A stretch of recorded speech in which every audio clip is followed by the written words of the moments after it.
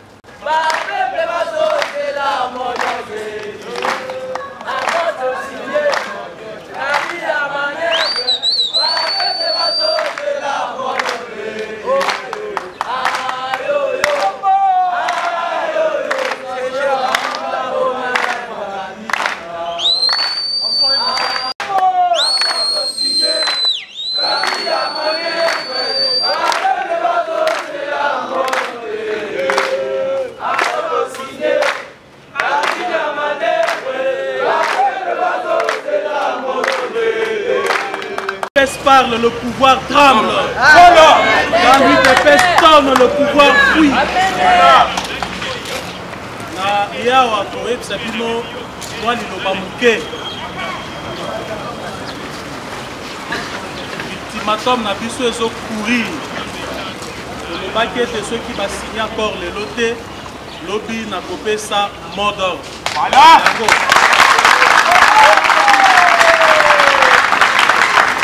Il faut prévenir Bino na mesquinerie moko ezali kosalema na ngambo ya Kabila.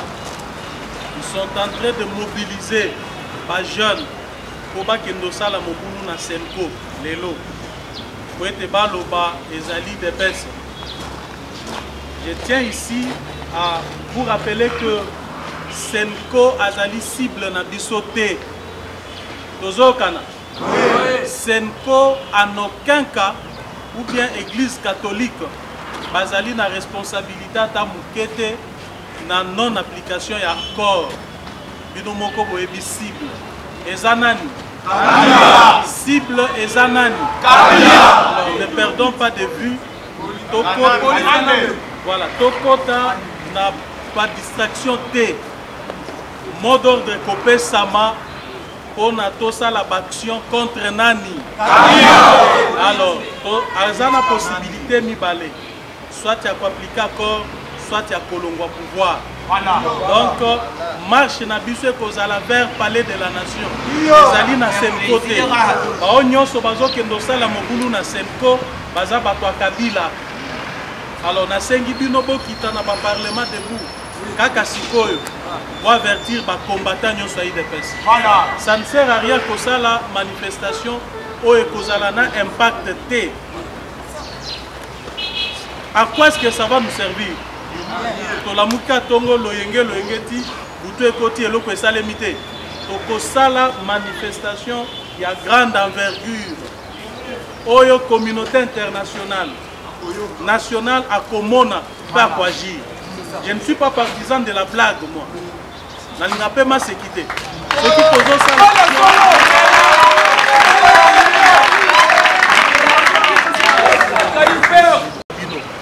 Les lots, tous observés, Bangone, Bazali Kosala, na Senko.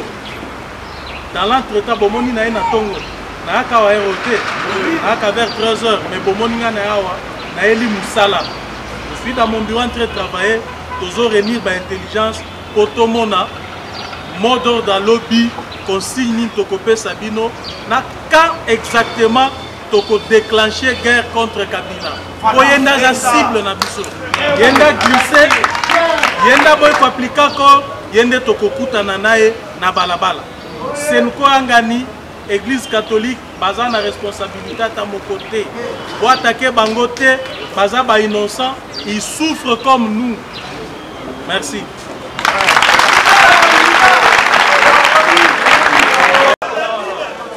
Voilà.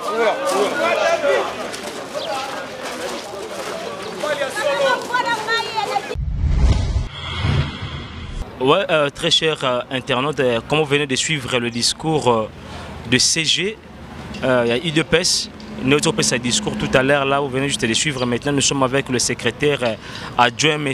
Eddy Lukuna. Nous allons poser quelques questions juste pour savoir et tirer de lui quelques informations qui pourront aussi vous défier là où vous êtes. Bonjour, M. Eddy Lukuna. Bonjour, le premier de la presse. Vraiment, nous sommes très honorés. Nous avons accordé cette audience. Moi aussi, ça fait pas, je ne suis pas très habitué à passer aux médias ici. Je viens juste d'atterrir dans le milieu, dans l'environnement. C'est aussi un grand honneur pour moi de vous recevoir. Merci beaucoup. Tout à l'heure, là, je crois que vous venez du Canada. Vous quittez Kaka lundi. Maintenant, ici au Koutana CG, par rapport à ce qui se passe dans notre pays, nous voulons savoir, monsieur le secrétaire adjoint, par rapport il y a le 31, il y a le 31 à Saint-Sylvestre. Jusqu'à présent, on a une mise en œuvre. Qu'est-ce qui bloque? Le problème, c'est que juste une ligne où ça on a vraiment mise en pratique. Bon, on a précisé que le secrétaire national adjoint à la communication, information et médias. Alors, ceux qui ont appliqué jusqu'à présent, ils allaient parce que côté à Kabila, la famille politique a décidé de la politique de pourrissement. Politique de pourrissement, pourquoi? Parce que Balingi élection ni cette année, ni l'année prochaine. Raison pour laquelle Bazo Lingako torpillé accord et le clair. Balobi premier ministre a eu un rassemblement, un blocage. Balobi bien que poste il y a président il y a conseil de suivi et ça poste il y a rassemblement. Bazo ça la blocage et ça blocage était et ça mauvaise foi, mauvaise volonté et intention de ne pas quitter le pouvoir à Kinshasa. Ils n'ont pas été capables d'appliquer la constitution, ils n'ont pas été capables de faire l'élection, de délai au Esengeli, mais ce qu'ils ont intention de bango, ils allaient à côté parce que bazo banga élection. Parce que ce élection il y a des lots, na bilan au bazanango, mututer au voter bango. Donc malin on battre la ningwana, bavanda na bango, peuple a continué à souffrir. Mais pour les lots, to yebi que blocage ils allaient côté na bango, pour na biso na niveau à parti. Délai jusqu'à le 27, il faut signer un arrangement particulier. Ceux qui vont signer en côté, demain, je pense qu'on entrera dans une autre phase de la lutte pour la démocratie. Et oui, comme vous avez suivi le secrétaire général de l'UDPS, M. Kabound, autour de tout de suite là dans le podium, juste entre parenthèses pour vous informer qu'il y a des certaines tracks qui depuis samedi n'a pourquoi dimanche n'a zando qu'aujourd'hui bato sengel ba bimate bato sengel ba kenemisala te pour lutter contre accord où il y a le 31 décembre et à la mise en œuvre. Alors je vous signale qu'il y a des certains soldats dans le niveau ya lingwala kuna vraiment le gouvernement a plaqué quelques soldats tout consort pour éviter la population et comme un niveau on a pas secrétaire adjoint papa Nabiso mais juste concernant le conseil a suivi jusqu'à présent et comme de l'autre côté MLC il faut jouer de l'autre côté AMP il faut jouer donc est-ce que c'est vraiment à vous les droits IDPS et maintenir toujours les postes là ou comment? Ce n'est pas à nous les droits, ils allaient accord. Déjà, ils ont signé. Oui, par rapport aux accords. Par rapport à accord et lobby que poste il y a président, il y a conseil des sages et Gozala na rassemblement. Est-ce que Batunyo Sozo Tanga on a besoin de rassemblement? Même Basango Maromoko ba rappeler qui bango. Beboye baka déjà initialement poste one les poste à rassemblement. Les lots aux mona Kamer et comme président, il y a Sensa. Est-ce que ça a un rassemblement? Eve Bazaï Balingo comme présidence, est-ce qu'il y a un rassemblement? Tamboué Mwamba, Alingo comme président. Est-ce que ça monte rassemblement? C'est là où ça cause des problèmes parce que selon les accords, et puis ça m'a dit pas vieux parce qu'il est le plus vieux, il me dit que c'est très bien. Mais aujourd'hui, comme il n'est pas là, c'est là où AMP, la majorité présidentielle, il faut bandelango parce qu'il va penser qu'il y a par rapport, il y avait Tshisekedi. Comme il n'est plus là, il faut revoir encore notre souci par rapport à ça. Oui, ça qui est pas à vieux Tshisekedi, na personnalité na ma casse mais puis en tant que président il y a conseil des sages à rassemblement, donc en fin de compte et où il y a un rassemblement et ça il bandaté ça qui est en tant qu'individu ça qui est en tant que président il y a conseil des sages mais peut pas reconnaître lutte où il a mené pour ne pas laisser le fait de désigner qui président Tshisekedi et c'est là qui pour ne pas laisser la transition toute la transition qui va nous mener aux élections côté quand on a maboko ya Kabila yemogote parce que tu as une capacité na ya tricherie, tu as une capacité na ya nuisance, tu as une capacité na ya ko torpiller souveraineté nationale. Yango na bachaya qui président Tshisekedi azalawana. Mais est-ce que lelo ceux qui battent président ya sensa azala Tamboué Mwamba. Est-ce qu'il y a ko surveiller l'élection na ndenge sengeli? Est-ce que Tamboué Mwamba ko surveiller que l'élection na ba tricheté? Maintenant, à qui vous êtes confiance dans Batunio sur Bobo Yawana? Mais on ne dit pas que à qui. On n'a pas dit que à qui. Ouais. Le rassemblement a fait un consensus. C'était un poste du rassemblement. Ouais. Le rassemblement a fait un consensus autour d'une personnalité qui est Pierre Lumbi. Ça ne sert à rien de monter et de descendre et de au moment où on a tourpiller quand même décision que ce jour lui. De maintenir et ça aboutissement il y a processus. On n'a pas, mais personne n'a décidé. C'est un processus démocratique. Parce qu'il y a eu un processus pour désigner le président du Conseil des sages, ipso facto qui devient président du CNSA. Donc personne n'a décidé parce que le rassemblement, c'est une structure démocratique. Oui. Il y a eu un processus dans lequel tout le monde s'est prononcé. Cette personnalité-là a fait l'unanimité, donc le consensus n'a pas premier concerné. Oh, yo mususo yo toko signifié bango que toponié.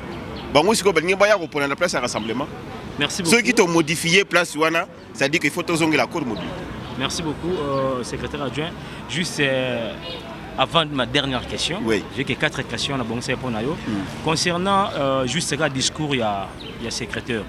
Le 5 ils ont la base de mon base c'est M. Kabila. Mais tandis que d'accord, on est sur ça qui démarche dans un peu comme un niveau c'est le 5 mais aujourd'hui c'est comme s'il est mis à part. Bon, mon Kabila Makamo. Comment expliquez-vous cela? Toujours mon Kabila parce que le processus sur le fond. Basango bazani ti terrain neutre. Babengsi ba oyo ba yebo bokutani. Bango siko baroza la victime yani. Bango baza victime ya mauvaise foi ya Kabila. Ils sont accusés que ça la bien été, c'est comme si bango ni besoin de sa makambo par la population. Bango besoin de sa makambo parce que il faut pas qu'on démontre que la preuve année ba kenai ko attaquer déjà Saint-Dominique ici na 13e. Mais batu ba kenai ko attaquer Saint-Dominique ça batu MP, batu nyusu ba yebiango. Batutu ba yibi keza Kabila na batu na yi mutuba o batu ba yi permanence o eza banani eza ka bango o baloba yi ke tozana batu ba za prêt ya ko notuma l'église eza banani eza ka bango donc to yibi ke manœuvre na zo te pa na bango batu ba zo bloquer ba ze pa na bango biso photo ye ba quel rôle c'est quoi zo jouer to se tromper te CG à lobby to se tromper la cible était cible les a 5 côtés cible les a batu oyo baboya ko organiser élection na mboka oyo balingi batikala na pouvoir libéla balingi peuple a continuer ko souffrir bango ne cible à IDPS parce que IDPS a lutté pour que les conditions de vie à la population s'améliorent. Merci beaucoup. Juste ma dernière question est celle-ci. Aujourd'hui des rumeurs qui se passent dans la rue partout vraiment que Félix Tshisekedi a accusé en haute trahison, raison pour laquelle même sa maison était vraiment attaquée par des combattants propres et à partir de Yemoko. Les Kamwana ils ont des moi qui vous parle, j'ai été conseiller de Félix Tshisekedi en matière de communication au cours des 5 dernières années. J'ai toujours travaillé avec lui de manière très étroite. C'est quelqu'un qui est très engagé à défendre et à continuer à défendre les idéaux du parti. Ce n'est pas, il a le sang de la lutte contre la corruption. Mais pourquoi la maison a été attaquée par ses propres combattants? Je n'ai pas eu vent de cette attaque. Je ne sais pas quand est-ce qu'elle a eu lieu. Est-ce que c'est aujourd'hui? À mon avis, la maison de... Quelques semaines passées. Non, ça n'a pas été attaqué. Ça, c'est les gens de la MP, les policiers qui sont allés arracher les montres, les laptops, les ordinateurs des gens qui étaient au deuil. Je pense que ça, c'est une opération du banditisme plutôt que de combattants. Les combattants ne peuvent pas agir comme ça. Ils savent qu'aujourd'hui, c'est lui qui incarne l'UDPS, le leadership à l'UDPS. Il y a le secrétaire général, il y a le président du rassemblement. Merci beaucoup, vraiment, je suis très honoré. Mon père, opportunité de répondre à quelques questions. Je crois que demain encore on serait ici parce que le a un mot d'ordre à faire où les combattants vont sortir ou pas. Non, ceux qui sont encore au signé.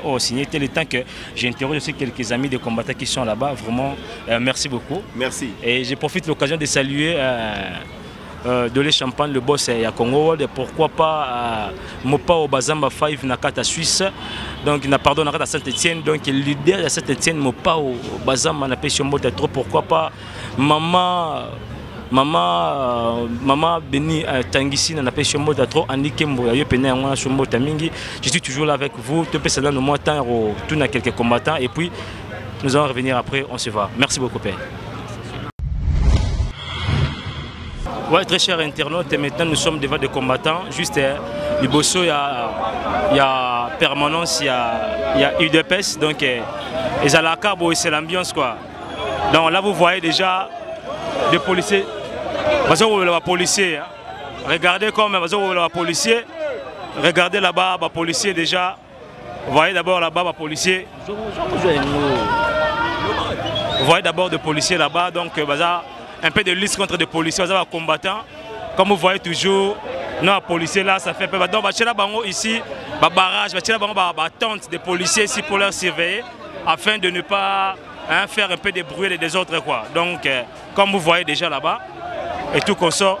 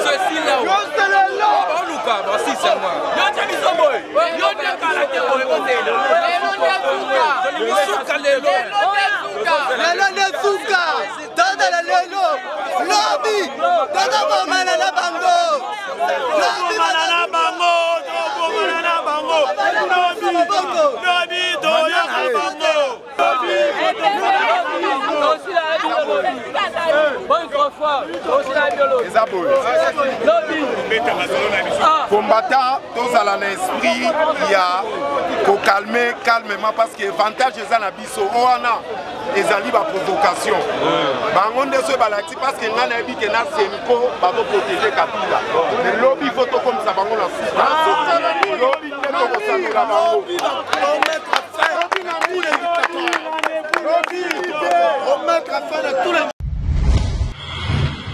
Ouais, très cher internaute, vous qui nous suivez, on a déjà des policiers avec des combattants ici, donc vraiment, image rien à commenter, bon, on a image, on a nos commentaires, mais je suis avec Fumu Sabata, Azali combattant, Oyopena Bundarma Kassi, je crois qu'il est aussi connu partout dans le monde. Fumu Sabata, on est avec toi. Mambozo Leka, c'est quoi juste?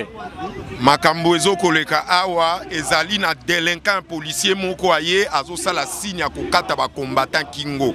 Ok, azo goye ba bato ya zo kotumbola te bato bana kanda pona ko benga na délinquant ya Kabila o azo lexela biso temps ye na Senko ezo ko protéger ye bazo kosake bazali pona ba bons office wana tokoki ko tolérer yango te ba policier bango moko na conscience na bango ba yebi ke ba combattant bazo bunda pona bien-être na bango pona ba futaka bango bien et bongo délinquant immature à policier à genre wana aya kosala signe wana na ba combattant donc ça veut dire ayebi nante parce que chez biso to pesa ka correction na biso ezalaka ke to kosalisa e transition alongwa na mokilio akende place bato bazo konyokola ba congolais. Merci beaucoup, très cher internaute. Je suis vraiment pratiquement à la fin de notre émission. Toujours Bishona Congo, chaîne par l'excellence, avec votre humble serviteur, l'évangéliste de la presse, Michael Kuzingila, ou appelle Sabine toujours quand c'est on a le bar. Toi la mise ça tout opé c'est on a mis thème en abino. Il y a le bosso à la Kanzambe, il y a mis balé et Zalaka. Et moi si na yo te mobile na ozala na yo partager l'intimité et la troisième personne quand après c'est toujours évangile de la presse Michael Kozingela bambo te pena trop quoi donc te CPI pena mingi et le policier là vient d'être arrêté bakangi policier wana o sala ki signe wana bakangi ba bengani voir même donc il y a toujours des images là bakenaye ce moment na image zela bo to image mo bakangi venez vous allez voir bache singa bakenaye déjà.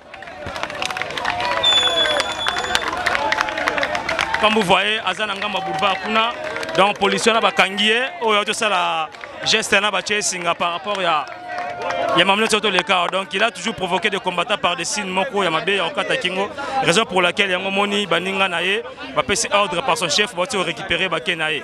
Vraiment, j'ai terminé l'émission, je vous dis sincèrement merci na maman Coco Moulumba na Paris, je salue Patience Nangi, je salue Rosa Park, donc je vous dis vraiment bonjour Andy Kembo. Bambo t'es trop pourquoi pas Bazamba 5 na 4 à Saint-Etienne dans le leader ya Masolo quoi. Je vous dis vraiment merci, on se retrouve juste après et bye.